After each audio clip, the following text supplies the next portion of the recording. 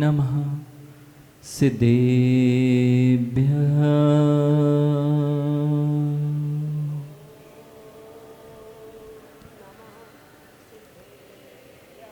ॐ नमः सिद्धेभ्यः।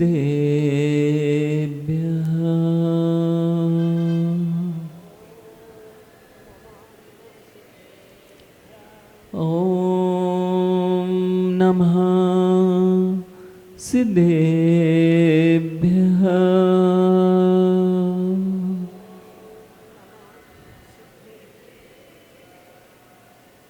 णम्यूण सवसिद्धे झाड़तम कविद्धि है संसारे। दस दस दो दो यजणे दस दो अणुपेहणम वोचे।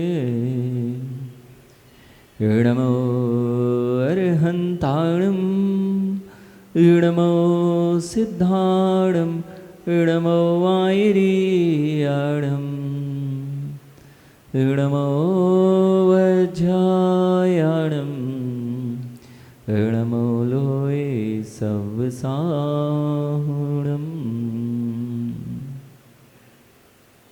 बोलिए अनंतानंत सिद्ध परमेष्ठि भगवान की। देवादिदेव 1008 आदि तीर्थंकर प्रभु आदिनाथ भगवान की। देवादिदेव 1008 अंतिम तीर्थेश भगवान महावीर स्वामी की। देवादिदेव 1008 चंद्र प्रभु भगवान की। परम पूज्य आचार्य भगवान कुंद कुंद देव की। परम पूज्य आचार्य भगवान समंत भद्र स्वामी की। परम पूज्य आचार्य भगवान अध्यात्म योगी चर्या श्रमण 108 विशुद्ध सागर जी महामुनिराज की।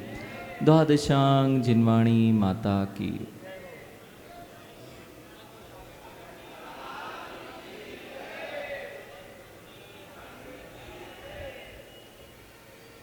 विवेक का अभाव ही जीव के भवों भवों में विनाश का कारण बना करता है। जब भी कोई जीव विवेकहीन क्रिया किया करता है, वही विवेकहीन क्रिया उस जीव के पतन में कारण हुआ करती है और अधोगति में उस जीव को ले जाया करती है। सांसारिक अवस्था में भी जिन जीवों के पास विवेक नहीं है, वे सारे जीव अपना अहित कर बैठते हैं और उन्हें ज्ञात ही नहीं होता है कि मेरा अहित हो गया है। जीवन में विवेक की बहुत बड़ा स्थान हुआ करता है। हम आज बिना विवेक के चलते जाते हैं और जब उसका फल हमें भोगने मिलता है तब जीव पछताया करता है। विवेक क्या है? आखिर यह विवेक क्या आपसे कह रहा है? विवेक का अर्थ है एक विशिष्ट प्रकार की प्रक्रिया जिससे एक वस्तु को दूसरी वस्तु से पृथक कर दिया जाता है। एक वस्तु से दूसरी वस्तु को पृथक करने की प्रक्रिया का नाम है विवेक। अभी तक तो आप यह सोचते थे विवेक, इसके पास विवेक नहीं है। किस चीज का विवेक नहीं है? ये शब्दों में तो आपने सुना था कि विवेक नहीं है, लेकिन यह विवेक नामक वस्तु करती क्या है? यानी वे त्रियंच हैं, उनके पास विवेक का अभाव है। जितने त्रियंच पशु पक्षी दिख रहे हैं उनके पास विवेक का अभाव है। इसलिए तो जो जहां मुंह डाला वहां पर जो मिला वह खा जाया करते हैं। अभक्षो भक्षो इसका भेद नहीं कर पाए, उसको पृथक पृथक नहीं कर पाए। यानी जितने जीव वर्तमान में इसी प्रकार की क्रिया करते हैं वे भविष्य में वैसे ही विवेकहीन क्रियाओं में लिप्त दिखते हैं। माँ, चित्त होने पर भी चित्त का प्रयोग नहीं किया, मन होने पर संघी पंचेंद्रिय जीव होने पर भी संघी मन का प्रयोग विवेक के रूप में नहीं किया गया, तो आचार्य भगवान ब्रह्मदेव सूरी कह रहे हैं, भैया आचार्य भगवान ब्रह्मदेव सूरी पंडित जी ब्रह्मदेव सूर्य आचार्य भगवंत जब वृहद द्रव्य संग्रह की टीका लिख रहे हैं, जिस इंद्रिय प्रवृत्ति का दुरुपयोग किया जाता है उस इंद्रिय प्रवृत्ति का अभाव जीव को प्राप्त होता है। मन का दुरुपयोग चल रहा है, मन का दुरुपयोग चल रहा है। सुबह से लेते हैं और शाम तक मंदिर भी आते हैं तो दुर्भावनाओं को कहाँ त्याग पाते हैं।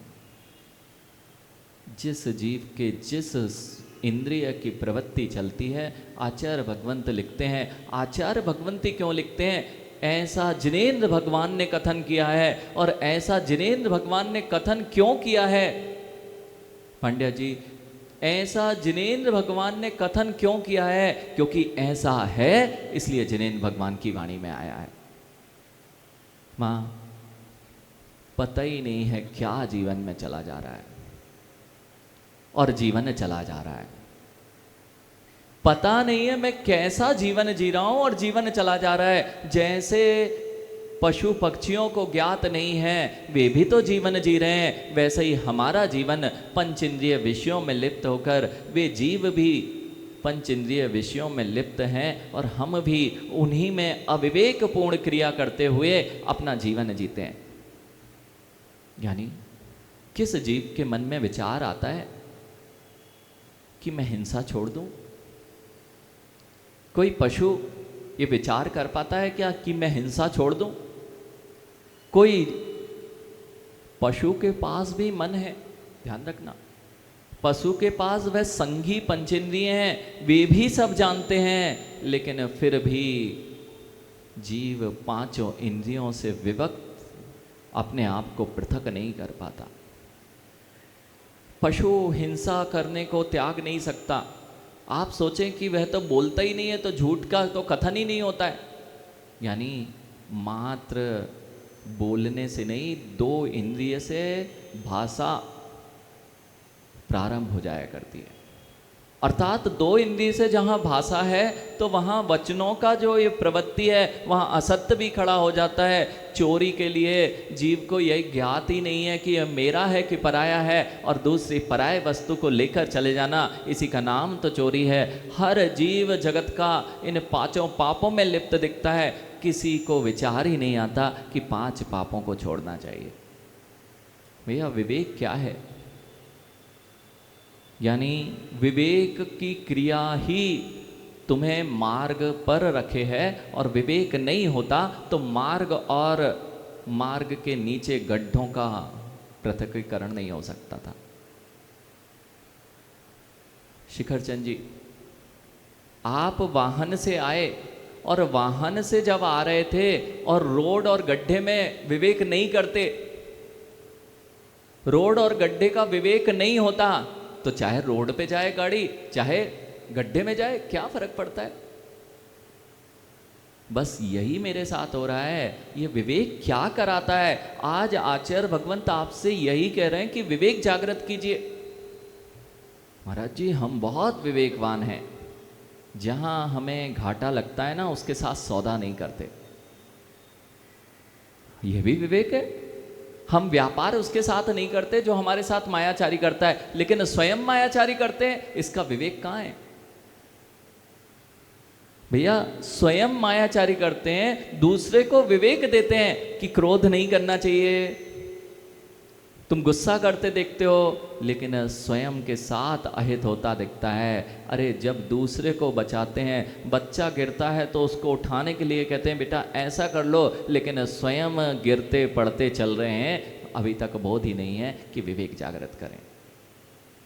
आज यह एकत्व भावना आपको यही सिखा रही है, विवेक कीजिए माँ, विवेक कीजिए। और विवेक जब तक नहीं होगा तब तक इस संसार का अंत नहीं हो सकता, क्योंकि विवेक वही विज्ञान है, वह विशिष्ट ज्ञान है। विज्ञान क्या हुआ करता है? विशिष्ट ज्ञान, उसका नाम है विज्ञान। और विवेक क्या है? इसका नाम है पृथकीकरण की क्रिया। भैया अलग अलग कर देना, यही तो विवेक का काम है। तुतका जी, अजित जी, विवेक नहीं होगा तो मल और फल में अंतर दिखाई नहीं दे सकता। भक्ष अभक्ष में विवेक नहीं कर पा रहे हैं, इसलिए तो हर चीज को भक्ष मान के खा जाते हैं। विवेकवान हो पाने पर भी अविवेक की क्रिया। माँ गेहूं बीना, माँ गेहूं बीनते हो, गेहूं बीनते हो कि पत्थर बीनते हो? और गेहूं बीन दिए तो पत्थर रह जाएंगे। माँ गेहूं बीनते हो? नहीं महाराज जी, आजकल तो बाजार का आता है, वो पैकेट आ जाता है और उससे हमारा काम चल जाता है।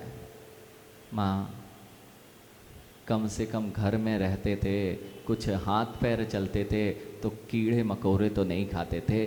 जाके देख लेना, वे आपके घरों में ही यदि चक्की है ना ज्ञानी, अगर एक दिन साफ ना की जाए और ऐसे ही रख दी जाए और बारिश का मौसम हो जाए और बटन चटकाई और अविवेकपूर्ण क्रिया की, भैया ऐसे ऐसे गांधी जी ऐसे लोग देखे कि पता नहीं चक्की बंद रखी, उनने माँ ने बटन चटकाई, देखा नहीं, शोध नहीं किया और बटन चटकाई और उसमें से रक्त की धार बहने लगी। उसमें कोई चूहा अंदर बैठ गया होगा। माँ जितने ये बाजार की सामग्रियां हैं, एक बार देख लो, विवेक तो करो, विवेक तो करो। क्या खाने को हम लालायत हो गए हैं। अभी हम लोग, प्रकाश जी, अभी हम लोग रास्ते में बहुत विहार करते हैं और बहुत विहार में अनेक स्थानों से गुजरते हैं, और आपका ये टोंक क्षेत्र, ये पूरा तेल के कारखाने कहाँ हैं? पूरे देश में, पूरे विदेशों में कहाँ से जा रहा है तेल? हाँ, जितने बड़े बड़े रिफाइंड ऑयल फैक्ट्रियाँ हैं, कहीं बाहर नहीं है अजय, कहीं पे बाहर नहीं है। ये जो आपका टोंक क्षेत्र है, यहाँ बड़े बड़े कारखाने लगे हुए हैं। यहीं से वो टैंकर जो रास्ते में मिलते हैं ना आपको, वो टैंकर ही अनेक स्थानों पे जाते हैं और बस पैकिंग अच्छी होती है और अंदर कचरा होता है, और हम अब पैकिंग के नाम पर उसमें विवेक नहीं करते हैं और उसको भक्ष मान के स्वीकार कर लेते हैं। माँ यदि आपका जो चौका है उस चौके पर तेल गिर जाए, एक दिन तेल गिर जाए, पहुंचना नहीं। माँ जिस चौके पर होता है, नहीं तो कई लोग ऐसे भी होते हैं माँ, आप लोग तो पहुंच देते, समझदार हैं, लेकिन अब तो ऐसे विवेकवान बच्चे या अथवा घर में, क्योंकि वह काम करना सिखाया नहीं है, पढ़ाई करना तो सिखाया है आपने। माँ वो जो गैस होता ना, गैस चूल्हा, उस गैस चूल्हा में बाहर का पट्टी तो आप साफ कर लेते हो, लेकिन कई लोग होते हैं माँ, वो गैस चूल्हे के नीचे महीनों तक हाथ भी नहीं फेरते। माँ वे अगर उस स्थान पर कोई भी चिकनाहट गिरी हुई है, जरा सी भी चिकनाहट गिरी हुई है और एक दिन साफ नहीं किया जाए, माँ अब सर्फ के लगे रहना घिसते घिसते, एक बार वह चिक्कट, जिसे कहते हैं चिक्कट, माँ उसमें कितने जीव चिपक जाते हैं, ये आपको ज्ञात ही नहीं होता है। फिर रगड़ते रहते हो। ऐसे ही जो भी बाजार की सामग्रियाँ आती हैं, उन फैक्ट्रियों में गए भैया, जो आपके यहाँ मंदिर का नाली का स्थान है जहाँ से शुद्ध जल ऊपर से आ रहा है, छत से आ रहा है, वह तो शुद्ध है, वह तो साफ सुथरा है माँ। लेकिन जिस जगह पे फैक्ट्रियों में रुके थे माँ, वे ऑयल अब रोज पुछता है ना, रोज साफ होता है ना माँ, अपने घर की एक बूंद गिरी उस पे इतने जीव चिपक जाते हैं, चिक्कट हो जाता है, मल ही मल। ऐसे ही वे जो 24 घंटे मशीनें चल रही हैं, उन पर देख के आना चाहिए भैया, जहाँ पैर रखते हैं वहीं से चप्पल जूते पहन के नालियों में से वह तेल बह रहा है और उसी में रात दिन मशीनें चल रही हैं। अभी थोड़ा सा बस बारिश हुई थी और परसों जिस स्थान पर रुके हुए थे, बैठ नहीं पा रहे थे, ऐसे जीव आ गए थे, वे सब के सब जीव। और इतना ही नहीं माँ, वहाँ पर छिपकली भी है, उसी टैंक में चली जाए तो देखने वाला भी नहीं है। हम तो केवल अच्छी चीज बाहर की देखते हैं और सब ग्रहण करने तैयार हैं। आप लोग तो ऐसा नहीं करते ना प्रकाश काका? हम लोग ये जितने बच्चे हैं ये सब बहुत समझदार हो गए हैं, लेकिन उन समझदारी के पीछे आप जो वृद्ध हैं वे भी अपनी समझदारी खो बैठे हैं। एक समय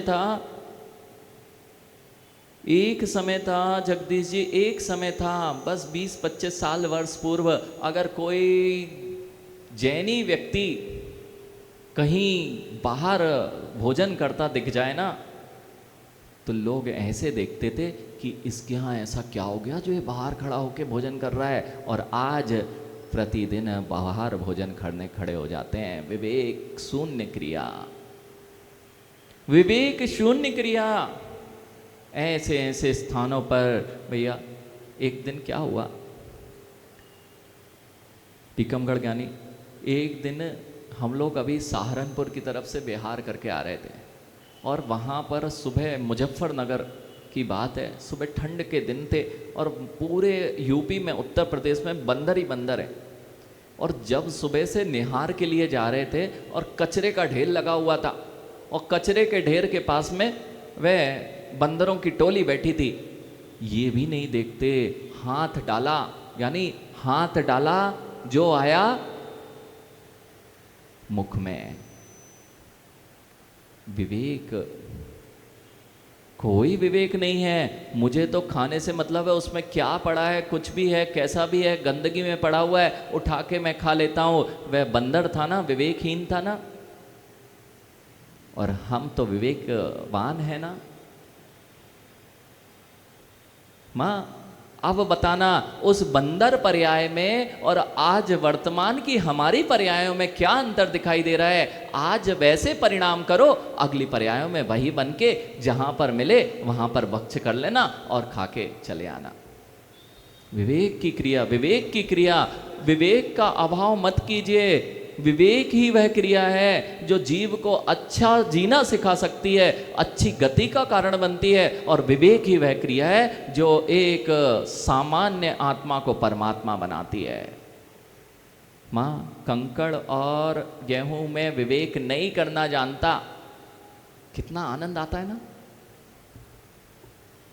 तो कह जी, खूब अच्छा पेड़ा बनाना, खूब अच्छा पेड़ा बनाना, और मात्र ये माँ ध्यान ना दे और एक कंकड़ पेड़े के बीच में हो, कंकड़ भी ना हो, थोड़ी सी किसकिसाहट आ जाए माँ, पेड़े का स्वाद खूब आएगा ना।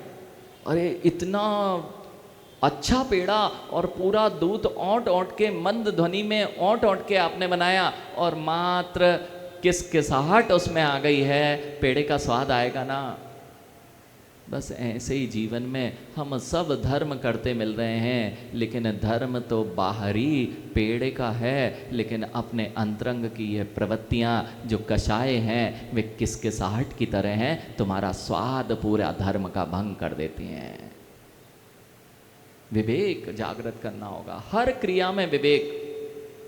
और आज ये आपको लगता था ये एकत्व भावना 12 स्वरूपिका में आपको अकेला कर देगी, आज ये 12 भावना ही आपको सिखा रही है। आप पढ़ते हो हमेशा, मरे अकेला, जिए अकेला, ये जीव अकेला ही जीता है, अकेला ही मरता है। इस बात से आप डरते क्यों? यही तो विवेक करना है। जब जब तुम विवेक नहीं कर पाते हो तब अपना घाटा लगाते हो। जो मेरा नहीं है उसको अपना मानो, वो धोखा देगा कि नहीं? पंडित जी, जो मेरा नहीं है उसको मैं अपना कहूं, जैसे आपको ये पेन, आप मान बैठो इसको अपना, आप होते रहो दुखी, ये आपका है ना, तो मैं मान लूं कि मेरा है, मेरा है जैसे ही माना, और किसी दिन यहां से ही ले जाते समय मां वो नीचे टपक गया। अब देखो जीव के परिणाम, जितने तुम परालंबित होते जाओगे, जितने तुम दूसरे पर निर्भर होते जाओगे, वही तुम्हारा दुख का कारण है।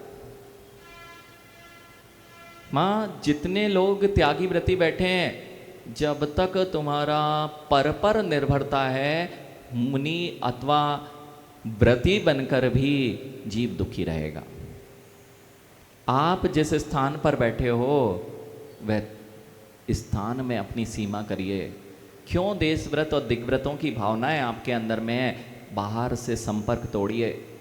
जितना संपर्क बढ़ रहा है उतनी अशांति बढ़ती जा रही है। सबसे पहले दिग्व्रत की सीमा की गई, सीमित हो गए, अब बाहर से मुझे कुछ लेना देना नहीं। देशव्रत की सीमा की तो मेरा और सीमित स्थान हो गया है। अब मैं जब सामायिक में बैठा ना माँ, तो सारे बोझ को उतार दीजिए कि मेरा इस दुनिया में कोई लेना देना नहीं है, कोई मेरा नहीं है, इन पर निर्भर रहूंगा तो सामायिक बिगड़ जाएगी।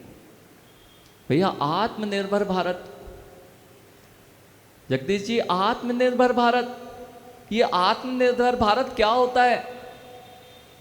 दूसरे पर निर्भर रहोगे तो कब दगा दे जाएगा पता ही नहीं चलेगा। क्यों आत्मनिर्भर भारत की नींव रखी जा रही है? ये सब कहीं और से नहीं लाए हैं, ये मूल आगम ग्रंथ कह रहे हैं आत्मनिर्भर बन जाओ। माँ आत्मनिर्भर, अपना शरीर भी जब मेरा नहीं है तो मैं इस पर क्या निर्भर रहूं? इसी का नाम है एकत्व भावना।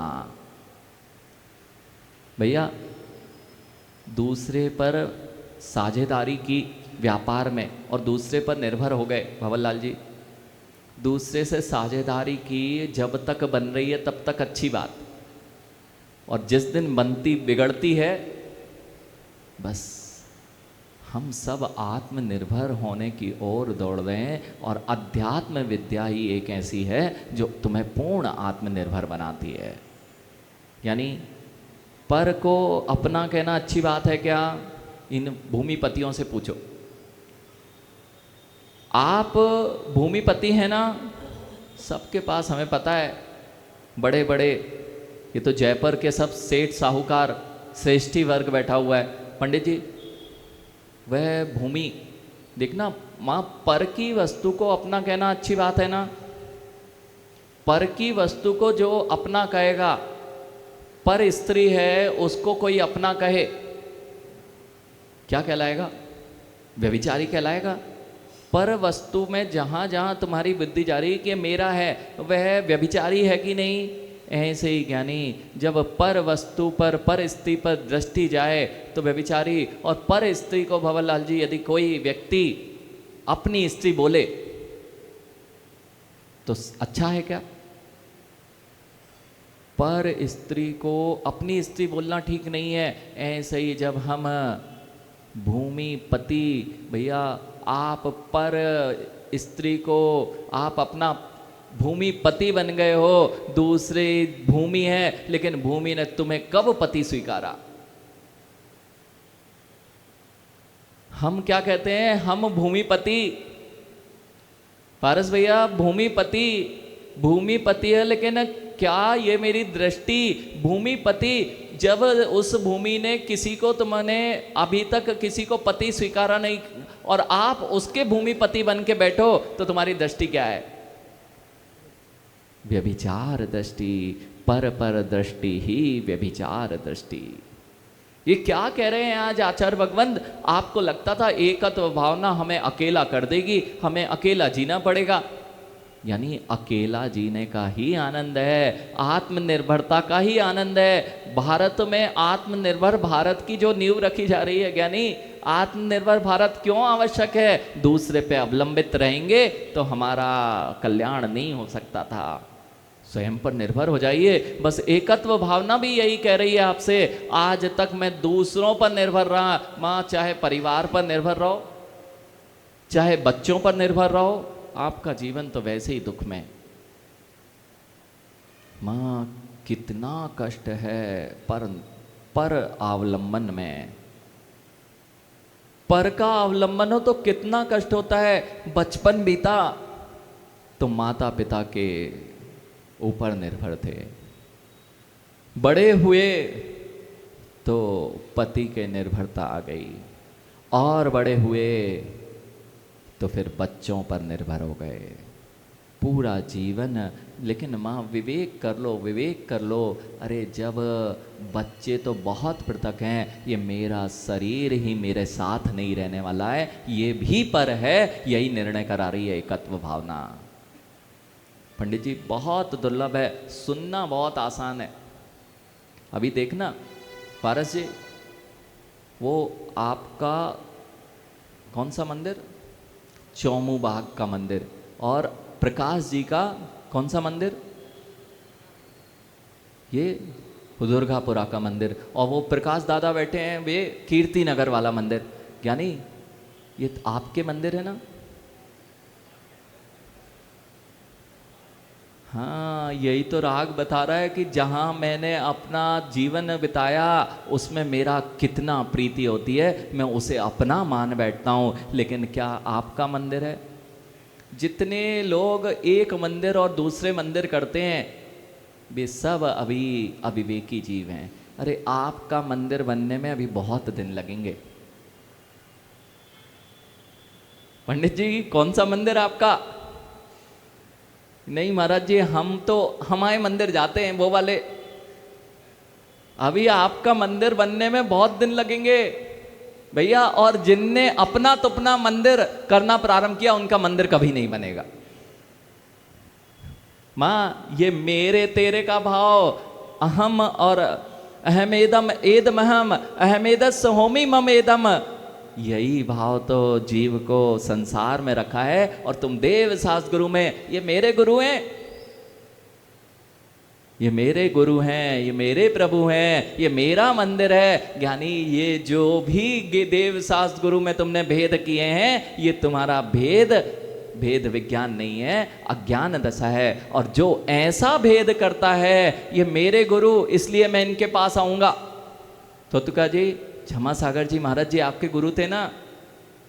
और तो गुरु नहीं है ना? बस ज्ञानी, मेरा गुरु तेरा गुरु नहीं। जहां पर जो मेरे को 3 कम 9 कोटि मुनिराजों में पिछी कमंडलधारी वीतरागता दिखाई देगी, तब मेरा और तेरे का भाव समाप्त होगा। जब हम गुरु में ही भेद कर देते हैं, प्रभु में ही भेद कर देते हैं, तो हमारे अंदर में वीतरागता की भावना नहीं आती है, राग द्वेष की परिणति जागृत हो जाती है। भैया जितने द्वंद्व ना, वो महाभारत भी हुई ना तो इसी के लिए हुई, ये मेरा है। महाभारत जो हुई है वह किस लिए हुई?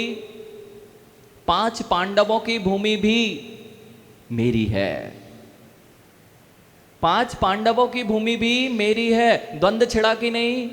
वह महाभारत छिड़ी। अरे वह महाभारत बाहर की थी, उसमें लाखों लोग गए, लेकिन अपने अंतरंग से मिलना, ये मेरे हैं इसलिए मैं इनसे अच्छे से बात करता हूँ, ये तुम्हारे हैं इसलिए मैं तुम्हारे से द्वेष करता हूँ। ये भाव ही तो अंतर में महाभारत को छेड़ रखे है। अंतरंग की महाभारत की ओर किसी की दृष्टि नहीं है। अभी तो कोरोना में खूब महाभारत देखी लोगों ने, रामायण देखी और महाभारत देखी, सत्य ना? वो महाभारत देख तो ली, लेकिन अंतरंग की महाभारत की ओर दृष्टि ही नहीं जा रही। जब तक पर वस्तु को अपना तुपना करते रहोगे, अपना पराया बनाते रहोगे, तुम्हारे साथ में दुख का भाव नहीं होने वाला। विवेक कीजिए, कौन मेरा है? यानी ये संबंधी आपके हैं ना? यहां तो ये कह रहे हैं, एको करेदि पावम विषय निमित्तम तिव्व लोहेण तिरिये निरय तिरिये सुजीवो तस् फलम भुंजनते एको। माँ, इस जगत में जब पीड़ा होती है ना, ये सब एक भी कोई काम नहीं आता। ना तो माँ पीड़ा को कम करने में सहायक बन सकती है, जब जीव के जो कर्म हैं उसी ने खुद ने किए थे। इक्को करेदि पावम, भैया जितने लोग पुण्य कर रहे हैं उसका फल, माँ पुण्य का फल पुण्य रूप से, शुभ क्रियाओं का फल, शुभ चीज़ों का फल पुण्य होता है, और अशुभ प्रवृत्तियों का फल पाप रूप से होता है। जितने आप लोग गृहस्थी चलाते हैं ये सब पुण्य से चलती है ना? प्रकाश जी, जितना भी अभी तक जो भी चल रहा है वह सब पुण्य से चल रहा है ना पारस जी? बड़े बड़े व्यापार, बड़े बड़े फैक्ट्रियां पुण्य से चलती हैं कि पाप से चलती हैं? पुण्य से कि पाप से? शिखरचंद जी, पुण्य से चलती है फैक्ट्रियां कि पाप से? क्योंकि आज बच्चे यही कहते हैं, महाराज जी धर्म नहीं करेंगे, धर्म अगर व्यापार में लगाएंगे तो हमारा व्यापार मायाचारी नहीं करें, झूठ नहीं बोलें, तो हम तो व्यापार ही नहीं कर पाएंगे। तो पाप से चलती ना फैक्ट्री। हिंसा, झूठ, चोरी, कुशील, परिग्रह नहीं करेंगे तो आपका कार्य कैसे चलेगा? बिल्कुल सत्य बात है। जितना व्यापार करते हो उसमें पाप होता है, लेकिन पाप से पैसा नहीं आता है, पूर्व द्रव्य पुण्य रखा रहता है, उसमें पाप भी करते हो तो तुम्हें फलित होता है। और जब पुण्य नहीं होता है, पाप क्या, कुछ भी करते रहो, जीव के पास दर दर भटकने के अलावा कुछ नहीं होता है। यह सत्यता का निर्णय नहीं है, इसलिए हम अनंत बार भटके हैं। एक को करेदी पावम। माँ, ये सब जो जीव हैं, आपके सासू के बेटे, ये सब व्यापार करते हैं। समझ में आ रहा है माँ? जितने आपके सासू के बेटे हैं ये सब व्यापार करते हैं और व्यापार में पाप करते हैं। तो तुका जी, जो भी व्यापार होगा उसमें पाप प्रवृत्ति होगी कि नहीं? प्रकाश जी, पाप होगा कि नहीं? तो पाप होगा माँ, और पाप का फल स्वर्ग होता है ना। यहां तो कह रहे हैं पाप का फल बता रहे हैं। तो जो पाप कर रहा है वह स्वर्ग जाएगा कि नरक जाएगा कि तिर्यंच में जाएगा? नहीं पता। हमें तो ये लगा था कि बड़े स्वाध्यायी लोग हैं इधर के। मां, पाप से स्वर्ग में जाया जाता है ना, मनुष्य पर्याय मिलती ना पाप से। तो पाप से क्या मिलता है भैया? ये तो कोई अज्ञानी भी बता देगा कि पाप से अधोगति का, त्रियंच और नरक में जाया जाता है। निरीय त्रियसु जीवा, जो भी पाप करता है, यहां भी वही लिख रहे हैं, जो पाप करता है कहां जाएगा? आप लोग तो नहीं करते ना भैया।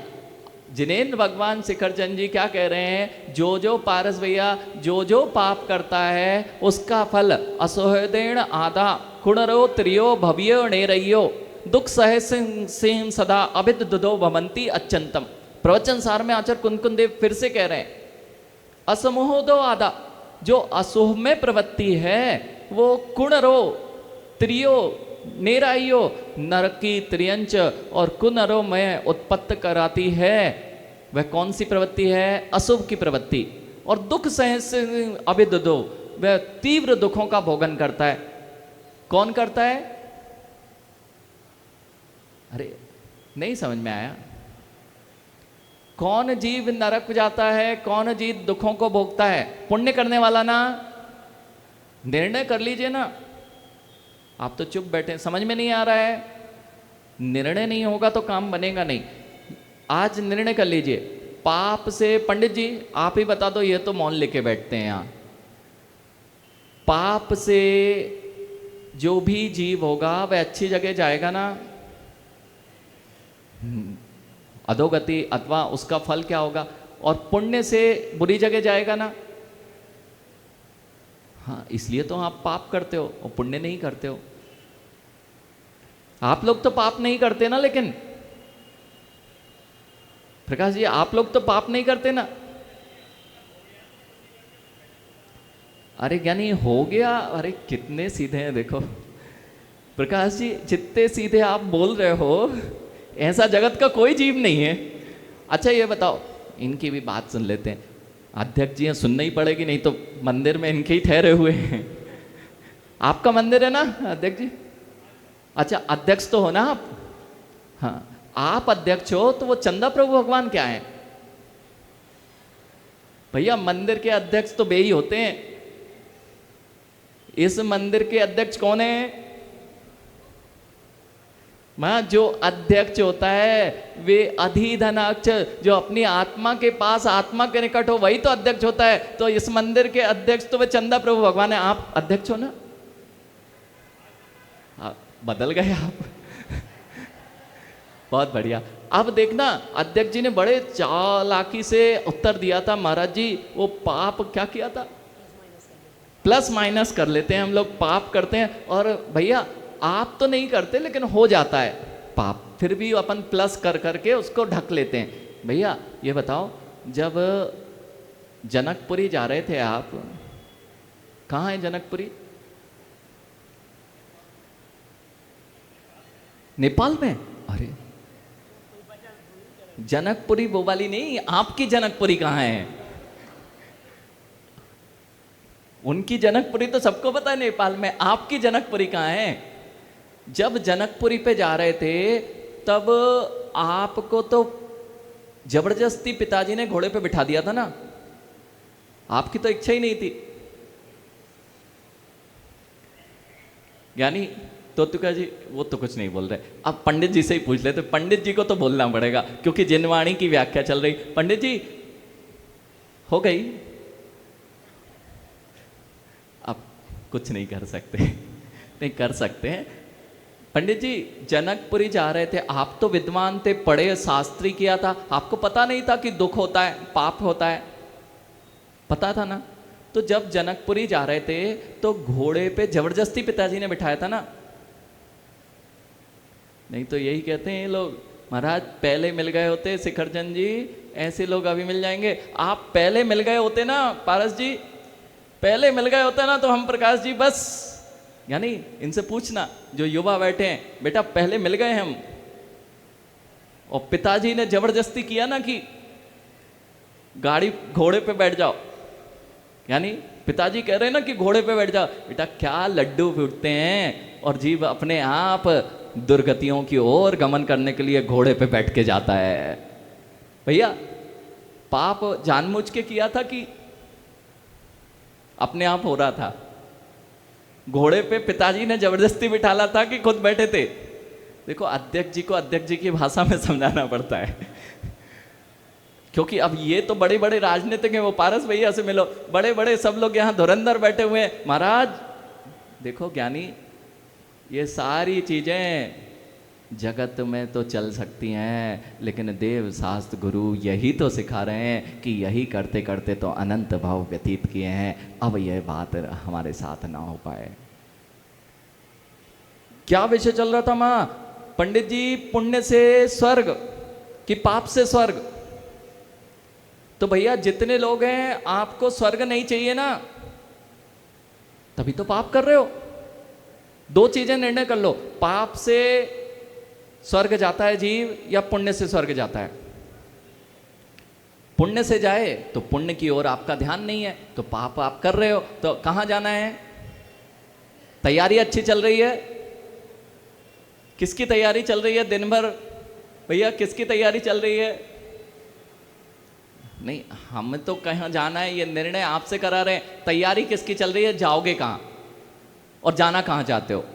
तो यहाँ आचार्य भगवान यही कह रहे हैं, आप जो करते हो यही तो आपको लेके जाएगा, कोई दूसरा। एक को करे दी पावम, एक ही अपने आप पाप को करता है विषय निमित्तेन, और जो पंच इंद्रियों के विषय निमित्त बनते हैं, और वही निमित्त तिव्य लोहेण, लोभ कषाय तो आपके अंदर है ही नहीं बिल्कुल। भैया लोभ कषाय तो है ही नहीं आप लोगों के अंदर। अगर नहीं है तो उच्च गति मिल सकती है, नहीं तो कह रहे हैं जिनके अंदर तीव्र लोभ कषाय बैठी है, निरय त्रियेषु जीवो नारकी और त्रियंच में उत्पन्न होगा। तस् पुलम भुंजते एक को, वहां कोई साथ नहीं देगा, उसका फल किसको भोगना होगा? यह है एकत्व भावना। अभी तक तो पढ़ते आ रहे थे वहां, अभी पूछ लेते हैं, पंडित जी सासू की बेटी आई है?